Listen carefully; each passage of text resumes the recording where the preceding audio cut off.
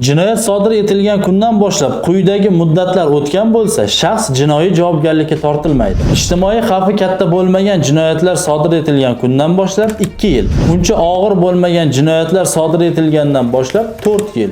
Og'ir jinoyatlar sodir etilgandan boshlab 8 yil.